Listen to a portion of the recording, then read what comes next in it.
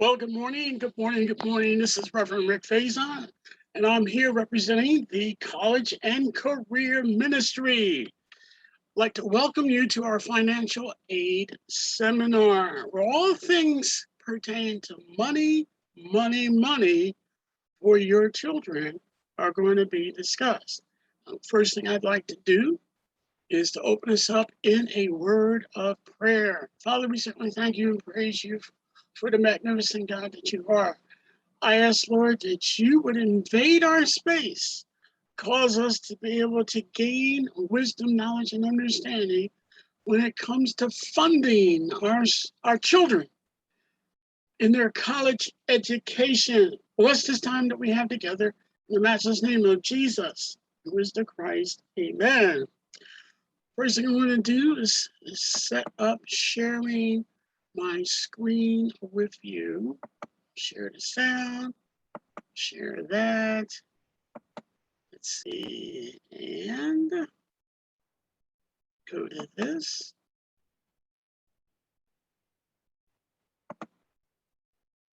There we go. Let's push my little picture up and out of the way. Okay, here we go. Literally, this is Financial Aid 101. As I said, this is being presented to you by me, Reverend Rick Faison, the College and Career Guidance Ministry. Let's get after it, shall we?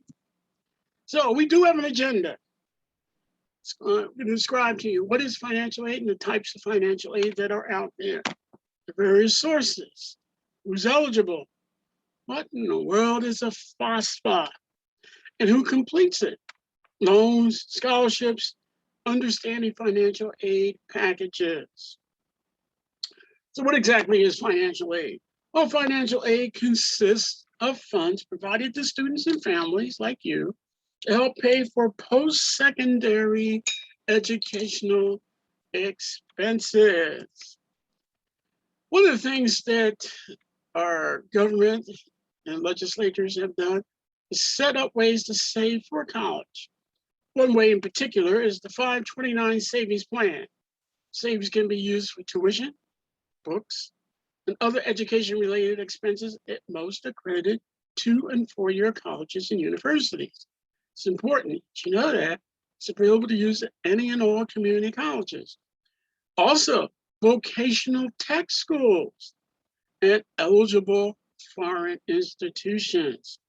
Savings may also be used for tuition expenses at eligible public, private, and religious primary and secondary educational institutions, K through 12.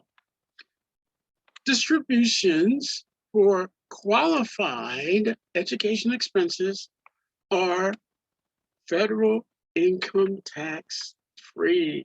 You pay no taxes on that. Grandparents or others, aunties or uncles, who wish to contribute to a child's education savings plan and want to open a 529 plan account. So this is something for moms and pop-pops and aunties and uncles to consider if you want to contribute to your child's education. Now, what about the different types of financial aid? Well, you have scholarships. That's money that does not have to be paid back. It's awarded based on merit, such as academic, skill, artistic, athletic, or some unique talent or characteristic. Grants, that money doesn't have to be paid back. If it's also awarded based on need. Some of you may be already familiar with FEA, Pennsylvania Higher Education Assistance Agency. A FEA is an agency from the Commonwealth of Pennsylvania that awards grants based upon need. Loans, well, pretty much speaks for itself. That's money that must be paid back, and the repayment starts after education is completed. Federal college work study, that's the opportunity to earn money for college expenses. Now you have merit-based aid versus need-based aid. You have merit-based grants and scholarships. That's aid given to students strictly on the basis of merit. It can be based on your child's academic record, skills or talents they possess.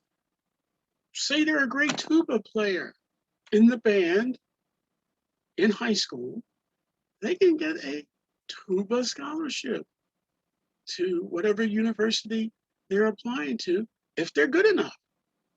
Special characteristics, involvement. That involvement is talking about community-based involvement, the extracurricular activities that excludes sports, athletics, that demonstrates that your child is involved in their community. Now, need-based aid awarded to students on the basis of financial need.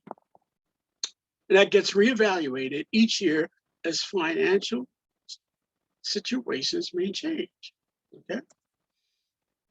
Let's look at some of the sources of financial aid. We've already mentioned federal government, that's what a FAFSA is. State, we mentioned that's FIA. Institutional, every college and university, whether they're a 2 or 4 year school, offers financial aid. There are private sources where they could be civic or religious organizations like Christian Stronghold. There are what we call external scholarships and scholarships offered by the people that employ you, mom and dad. What exactly is the CSS profile? Well, that profile is used to help award non-federal student aid funds from certain colleges and universities. The CSS/financial aid profile is only available online starting October of senior year. So starting in October, the senior year of your child, they can go to https://profileonline.collegeboard.com. Now, because this is being recorded and it's going to be online on my YouTube channel, you can pause the recording at any point, take a screenshot, write it down, but all this information will be available to you going forward. Now, there's a fee to apply, and only a limited number of fee waivers are granted based on the financial information provided on said profile. This is essentially what that looks like, so that when you go to that website, this is what you should expect. Well, what's a FAFSA? That's the free, and I emphasize, free application for federal student aid. The 2021-22 FAFSA available at FAFSA.gov begins October 1st, 2021 for any student enter college for the fall of 2021, spring 2022. And actually, I need to change that. That should be the fall of 2022. This application for federal aid and state aid. There are a parent section and a student section. You can list up to 10 colleges that your son or daughter are interested in. Schools then receive the info electronically. Family's financial information is required to calculate the student's expected family contribution. In shorthand, it's what's known as the EFC. And it may be used to award institutional aid from schools based on the 2020 tax information, or what they call the prior year income. The FAFSA.gov is the official site. Do not go to any other site. Do not pay anyone to do this for you. There will be websites out there that are going to say, for a small fee, we'll do this. No, do not. It is a free application. Do not give your money. It's really not yours, it's God's. You're a steward over it. Don't give God's money to anybody when it comes to doing a FAFSA, because it's free. Let's take a look. This program is an overview of completing the FAFSA. We'll provide instructions and tips for sections that may be difficult to complete. After viewing this program, we hope it will help students and parents better understand how to complete the FAFSA and to complete it accurately. Remember, if you have questions, use the resources given at the end of the program. Let's begin. The FAFSA uses skip logic. This means that not all FAFSAs will have the same questions. For example, a student completing the FAFSA the first time will have questions that a student completing a renewal FAFSA will not see. Another example is a student who is age 24 or older will not have all the dependency section because the student is the age for an independent student. A few tips before getting started. If you're not sure how to answer a question, click on the question mark at the end of each question. This feature offers a detailed explanation of the question. When moving through the FAFSA, make sure you use the Next and Previous buttons near the bottom. Do not use the browser navigation arrow, which may cause you to lose information and have to start over. The free application for Federal Student Aid, or FAFSA, is used to apply for financial aid to help students pay for college and college-related expenses. The FAFSA can be filled out and submitted at www.fafsa.gov, or you can download the My Student Aid app to complete it there. The FAFSA determines if you'll need parental information, such as your parents' marital status and tax filing information. If you're at least 24 years old or married, you will not need parental information. However, if you're a high school student or recently graduated, chances are you will need information from your parents.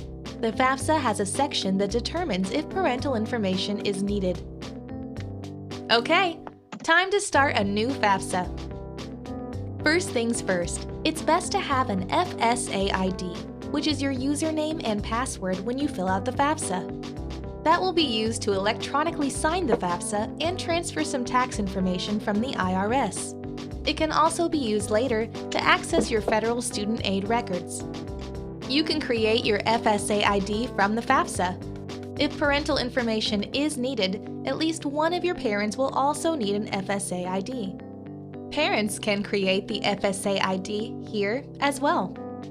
Once done, it's time to select the academic year. That's the year you will be in college. Now, on to the Save key. The Save key allows you to save the information you filled out so far and return to complete and submit your application. This is where you'll create a 4 to 8-digit alpha and/or number code. By the way, your Save key should not be shared unless it's shared with your parents, so they can complete the parental section of the FAFSA. Okay, you're all set to move on to the first section of the FAFSA. This first section asks for basic information.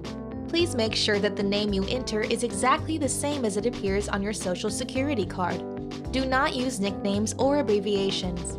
Remember, if the name you submit does not match the name on your Social Security card, there will be lengthy delays receiving or processing your federal student aid. Next, provide your email address, and be sure to check it regularly.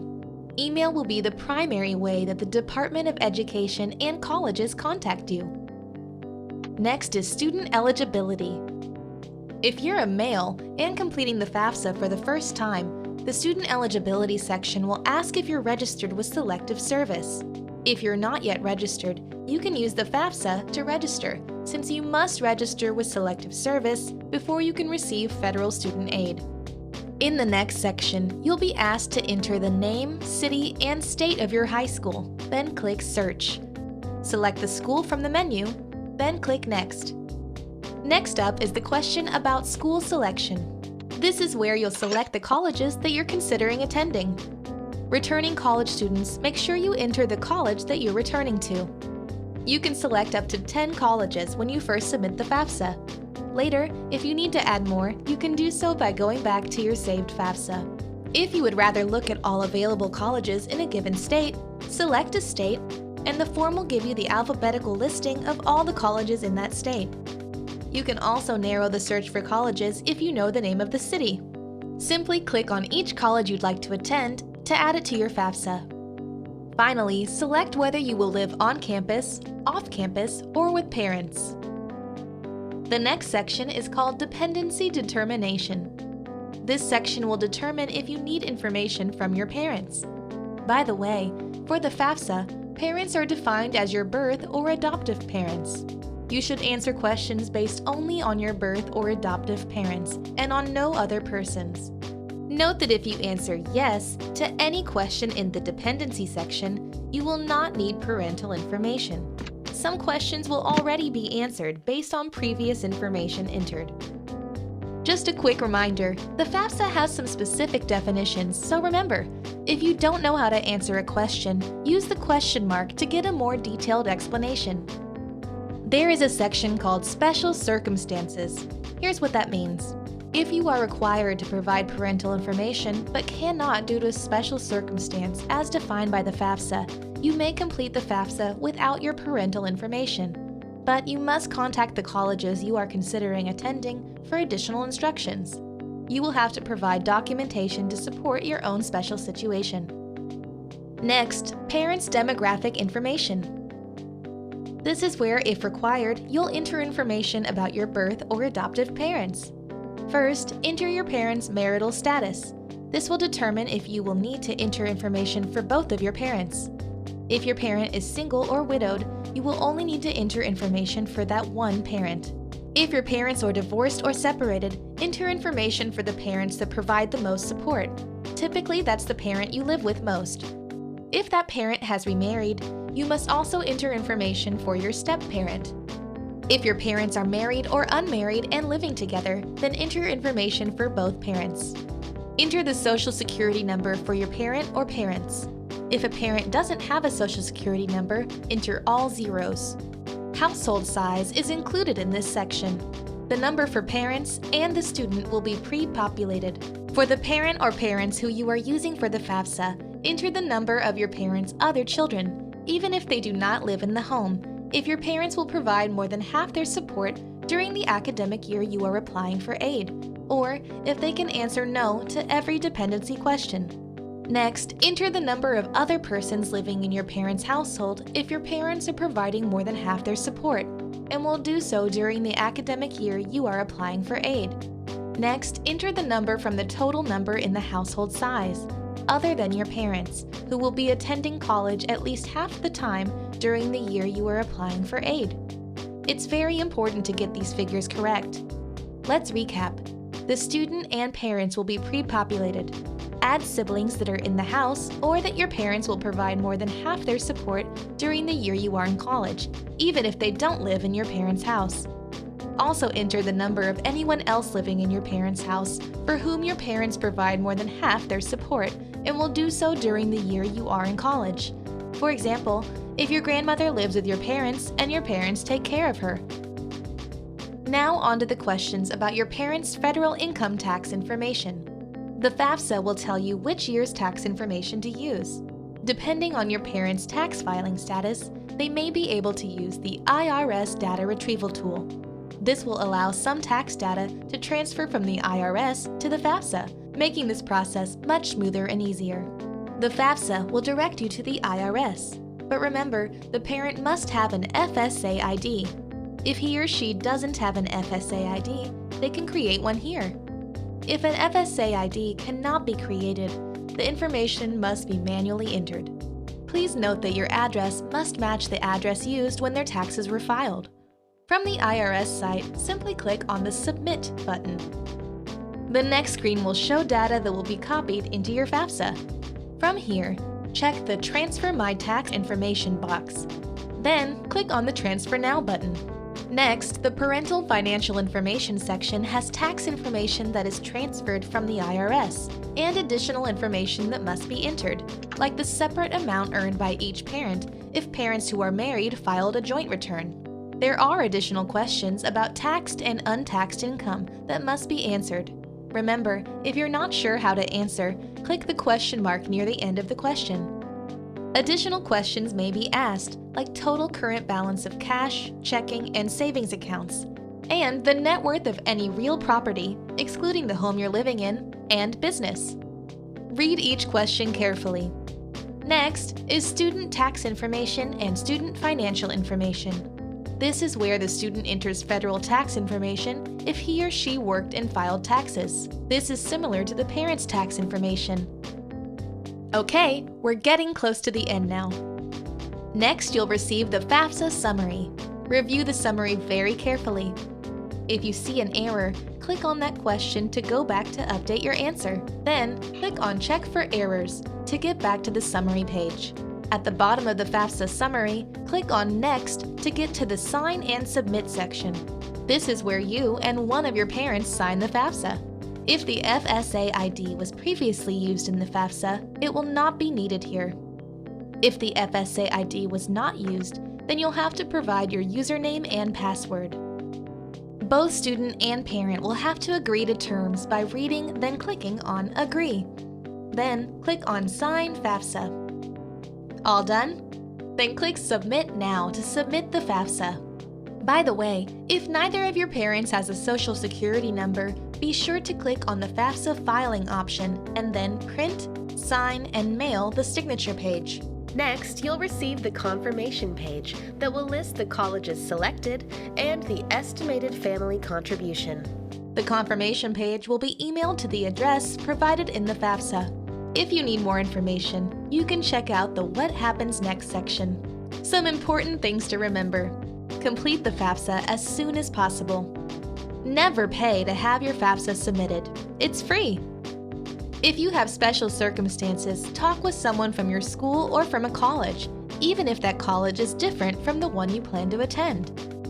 Check your email and postal mail daily, or 2 times a day. Respond to any request you get as soon as possible. If you have any questions, seek answers. For more information on completing the FAFSA and other financial aid information, go to www.studentaid.gov. Thanks for watching, and good luck with your college journey.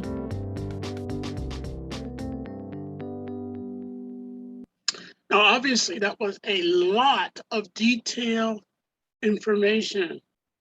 I would heartily suggest that because this is recorded and because it's going to be on my YouTube channel, that you review that several times at your convenience to make sure you nail it. Also, as you're filling out, you can have this as a reduced window and you can go step by step as you do your FAFSA. Okay? So, who's eligible? Anybody that's a U.S. citizen or permanent resident, a high school graduate, and GED holder. Anybody that's going to an eligible degree or certificate program, which of course, remember we said, OTEC are eligible. Got to have a valid social security number, male U.S. citizens and immigrants ages 18 to 25 must, no exceptions, must register for selective service. And you have to maintain satisfactory academic progress. In other words, if you get put on probation, academic probation at your school, you could lose your money. Who completes it? Dependent students include information and income from the dependent's legal parents. That's your biological and or adoptive, regardless of their marital status or gender. For divorce or separation situations, the parent with whom the student resides with prior to completing the financial aid application. For joint custody situations, the parent who provides the most support completes the form. Parents living together, married or unmarried. So the Federal Student Aid ID, kind of saw that a few months ago, the FSA, it's a username and password used by students, parents, and borrowers to log into United States Department of Education websites. It's your key to access to the Department of Ed. In this case, for what you're doing, it's going to be FAFSA.gov or studentloans.gov. It's going to allow you to electronically sign documents. You're going to use it. Every year you apply for federal student aid at FAFSA.gov to perform important activities as a federal student loan borrower, such as choosing a repayment plan or applying for a deferment. This is what it looks like. studentaid.gov/FSAID, Federal Student Aid. Always want to try to give you an idea of what the website looks like so that you would recognize a counterfeit.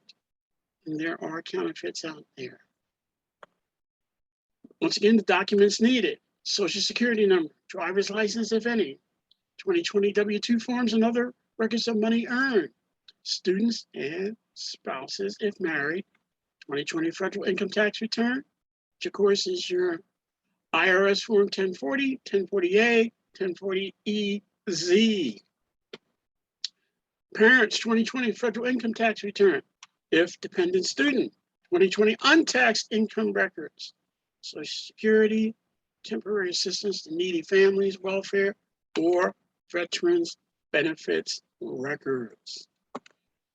That estimated family contribution to EFC determines the student's eligibility for student aid. By subtracting the EFC from students' cost of attendance, which is the COA, we can determine if a student has a financial need for need-based programs, such as federal Pell Grants. Once again, it's a grant. It's not to be paid back. Subsidized Stafford loans. They will have to be paid back. Federal Supplemental Educational Opportunity Grants. Once again, that does not get paid back. The FSEOG. Federal Perkins loans. That's a payback. Federal Work Study. You get to earn money, say like you're working in a cafeteria, and they actually pay you to work in the cafeteria. That's the college's cafeteria, if you're living on campus. Okay, and there's other myriad of federal work study programs. The 2020-21 EFC Formula Guide, where you can get more detailed information, is at www.ifap.ed.gov.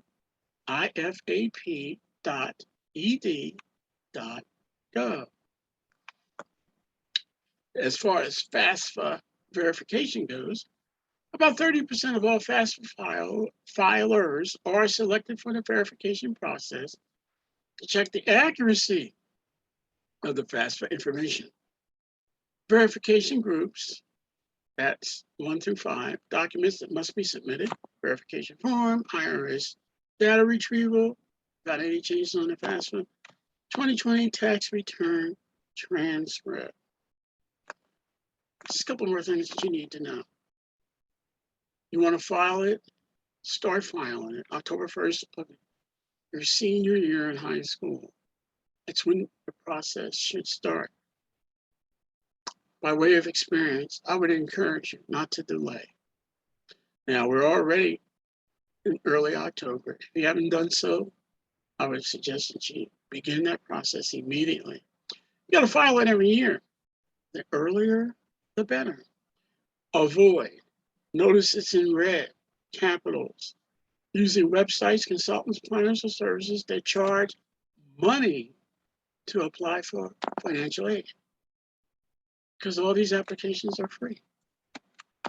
Some common mistakes people make on the FAFSA: they don't complete it. They leave sections unfilled. They don't use the FAFSA.gov. Never ever pay. You see that's a recurring thing? To file the FAFSA. Waiting till the last minute. Do not procrastinate. Get it done. Remember, it can take up to 3 days for student parents to get your FSAID. Request the FSAID first. Incorrect Social Security number, either on a FAFSA or on your college application. The school cannot retrieve your information if they don't have the correct SSN, even if they have all of your other info. Wrong name. You got to use your legal name, not only on the FAFSA, but on your college application as well, so they match. No nicknames. Not using the IRS data retrieval tool. It can prevent incorrect information being submitted. So in other words, use the IRS data retrieval tool. It's there to help you. Inputting incorrect information. You write down, as a student, you made $80,000 per year, not $8,000. or your parents switch the numbers around, or you put down the parents' income in the student section. Take your time in doing this. Go methodically through it. Have somebody double check your data input. Not signing the form or hitting submit at the end. It happens. Sign it, hit the submit button. Listing only one college. You can list up to 10. Don't just do one. See, all these mistakes can cost you money if they're not discovered in time. Check your SAR, that's your student aid report, as soon as you receive it, and consult your financial aid offices at your applied accepted colleges. Remember, some aid is given out on a first come, first served basis. Need help with the FAFSA? There's a Federal Student Aid Information Center. Besides the video clip that's included in this presentation that you can review again and again and again at your leisure, there is a Federal Student Aid Information Center. It operates, watch this, a toll-free hotline to provide comprehensive assistance in English as well as Spanish. There's the number. There also, studentaid.ed.gov and FAFSA.gov. Their hours, Monday through Friday, 8 a.m. to watch this, 11 p.m. at night Eastern Time. And there might even be extended hours available. Oh my. Types of federal aid. No, there's a federal Pell Grant. Now the max aid for 2019 through 2020 is $7,200, or was $7,200. It's only increased slightly above that. Supplemental Educational Opportunity Grant, max $4,200, and the awards can vary from $100 up to that $4,200. And there's federal work study, self-help. You actually work in some capacity, library, kitchen, cafeteria, whatever. They actually pay you, and you get to pocket that. Oh my. There are state grants. You live here in Pennsylvania, that's FHIA, Pennsylvania Higher Education Assistance Agency. State grants list are estimated and are based on the FAFSA and state budget projections, deadlines, residency requirements, and transferability vary by state. You got to check the requirements for your state higher education agency. PA state grant, May 1st is the deadline for filing. Say your child is going to go to school in the fall of 2022. May 1st is the deadline. Anything after that to try to get a FHIA grant for their fall enrollment will be denied. You do want to start way, way earlier. That is definitely a first come, first served basis because the Commonwealth does not have an unlimited budget. The maximum estimate PA state grant amount is $3,750. That's for 2020 to 2021. It only went up slightly for 2022. We already talked about you have your federal Perkins loan. These are federal loans now. You have a federal direct subsidized loan, federal direct unsubsidized loan, federal direct plus loan. So you have 4 different types of loans that the feds, the people you pay your taxes to, have available for your son or daughter. So the question now is, are you a smart borrower? You got to get some loans. Or are you being really wise with that? So let's look at some things here. You gotta do. I wasn't really finished with that. You want to visit mysmartborrowing.org. It's going to give you some guidelines and some wisdom input as to how to borrow with tremendous wisdom.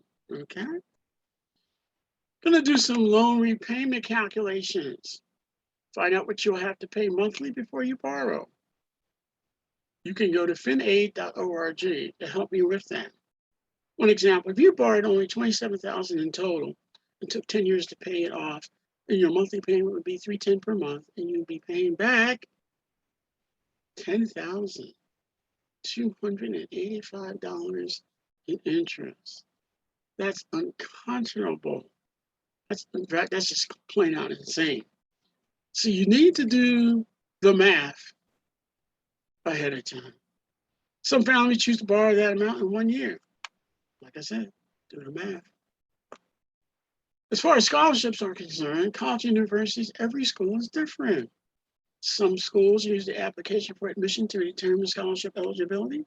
Some schools have a separate application and require applying for admission to the university first during their early action or early decision timelines.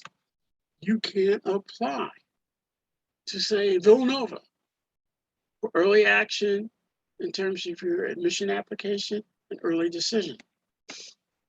Some schools may require you to file an application for financial aid specific to their school. There are free or low-cost scholarship search engines. Now notice this is different from FAFSA. We're talking about free or low-cost scholarship search engines. There's fastweb.com, collegegreenlight.com, www.raise.me. Those are micro scholarships for younger high school students. Scoliapp, $2.99. Bigfuture.org, educationplanner.org, petersons.org, capex.com, scholarship monkey, oh my, unigo.com. There's a book that I often use and recommend. It's Financial Aid for African Americans, 2020 to the 2022 edition. You can get it in paperback off of Amazon. The authors are Gail Ann Schlachter and R. David Weber. Financial Aid for African Americans. Overwhelming type of financial aid in the book is in the form of scholarships. You know, you can find scholarships in some unexpected places. There are core scholarships, Cole's Careers Scholarship Program, the Philadelphia Foundation, Best Buy, Nordstrom, Target, Discover. I would encourage you to, these are what are called non-traditional places for scholarships. Your scholarship search should include places like this. Also, your employer. Oftentimes, mom and dad, the people that you work for, supply scholarships that are available not just for you to go to school as it relates to your career in your job at your place of employment, but also available for your kids. Do not neglect to check out your employer for scholarship aid. So now there's understanding the cost of attendance, the COA. As you can see, they like to use a lot of acronyms. There's direct costs. That's billed by your school to you, including tuition and fees and room and board. That can be paid for, obviously, by scholarships, grants, or loans. There are indirect costs. This is costs associated with your education, but not billed by the school. Those costs include transportation to and from the campus if you're living at home. Books, oh my goodness, books can be very expensive. School supplies. You thought that when you got out of high school, school supplies were not an issue? Wrong, they still are. And personal expenses and items just living as it pertains, especially if you're on campus. Let's look at this and give you some examples in the cost of attendance budget, because you need to do a budget. I'm going to use Community College of Philadelphia, if you're a Philadelphia resident, Westchester University, in-state, Westchester University, out-of-state, Villanova. Let's look at some direct costs. Tuition, $3,500, $7,200, $20,000 plus if you're out of state. Villanova, tuition and fees, $53,000. It's a very expensive school. Room and board, well, it's only $1,300 for a community college, and that's just for your meals because community college is a commuter college. If you lived on campus at Westchester, it's going to be close to $13,000. Out of state, about $9,500. Villanova, 14 grand. So your subtotal, if you're going to community college in Philadelphia, it's going to be, let's round it off, 4,900.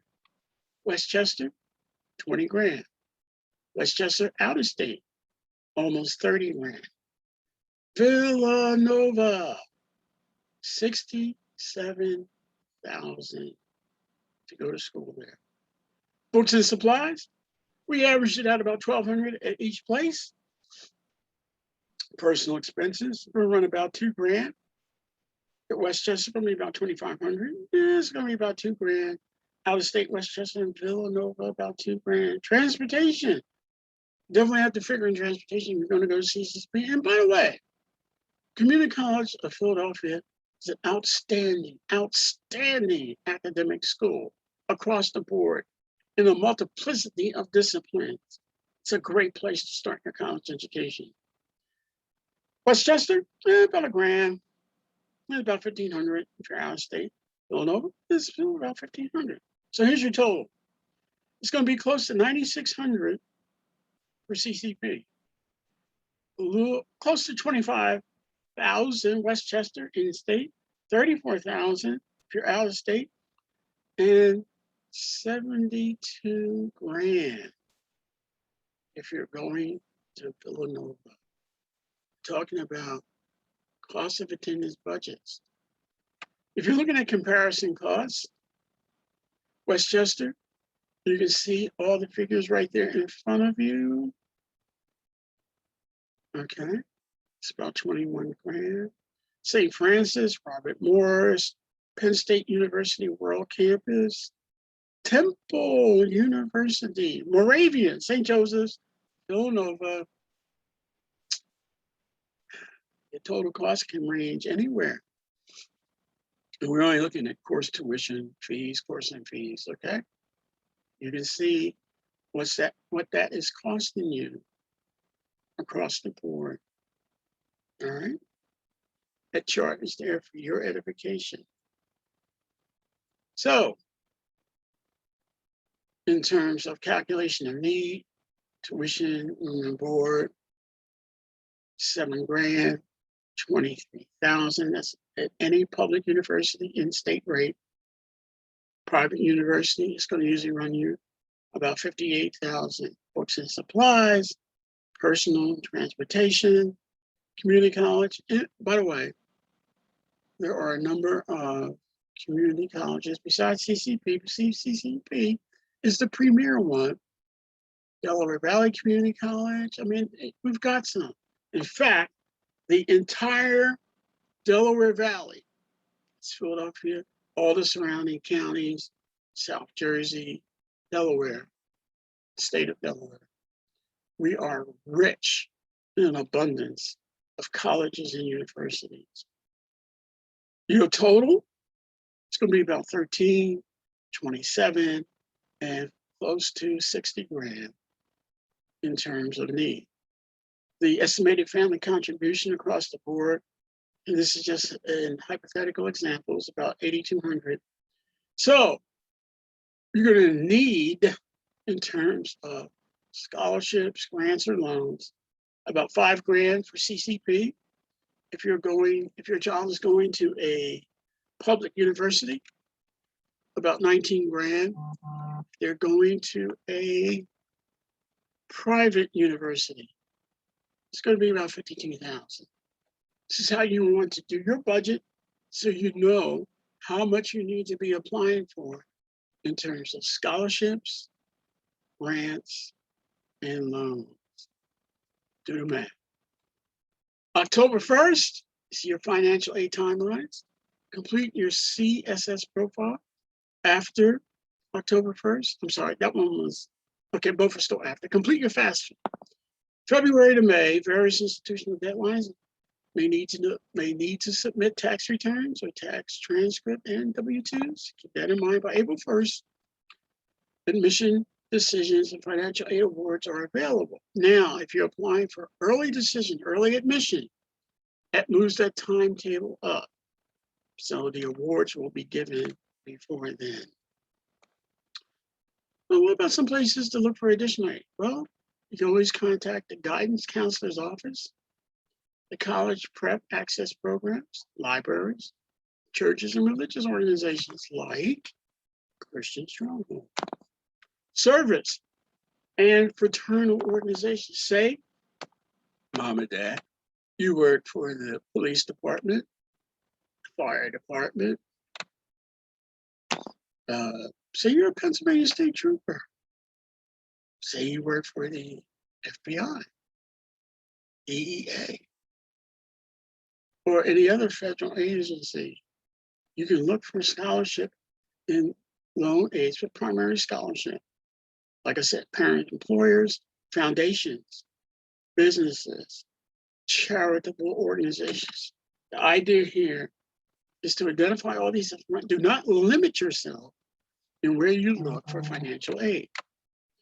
Deadlines and application procedures will vary. Begin researching private scholarships and aid sources early. First come, first serve. Those, in this case, the early bird really does catch the worm. Just a couple of helpful tips for students as we wrap this up. Obtain and review admissions and financial information from each school, because it will vary from school to school. Submit all applications and requested documentation by the deadlines. Super important. Get it in before the deadlines.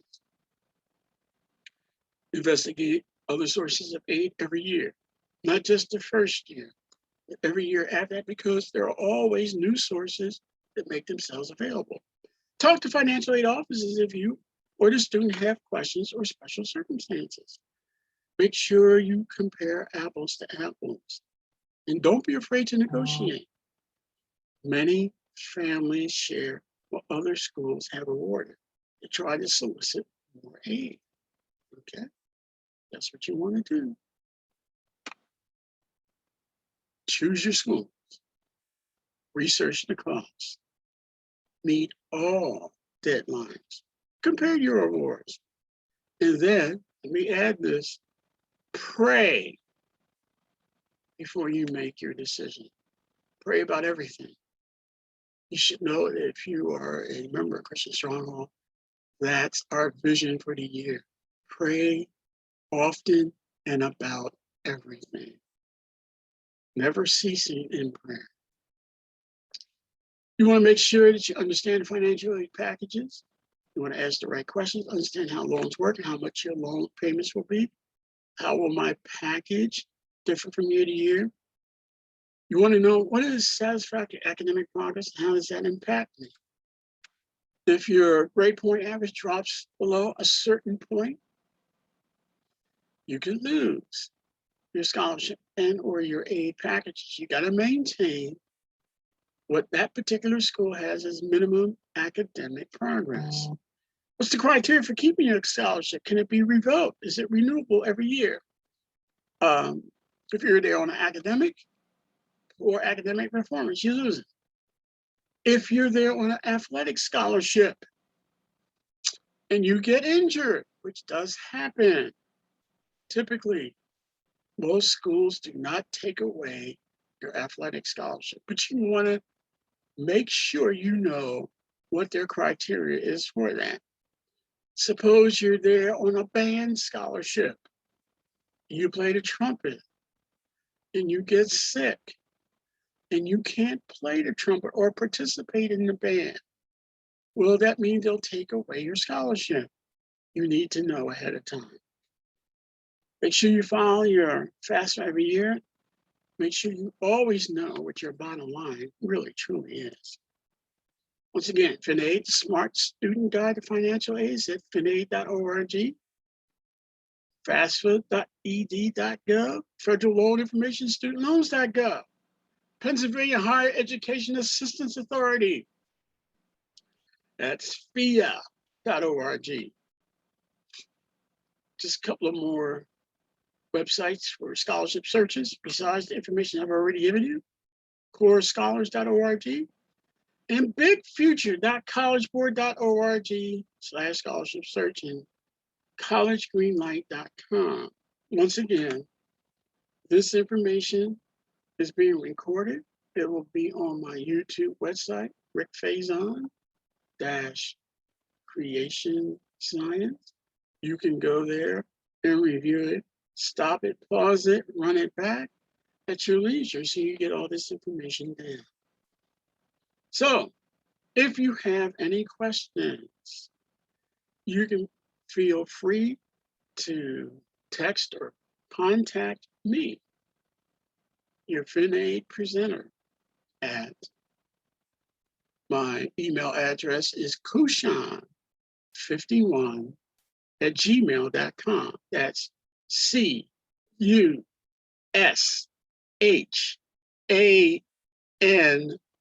the number 51, at gmail.com. Once again, CUSHAN51@gmail.com.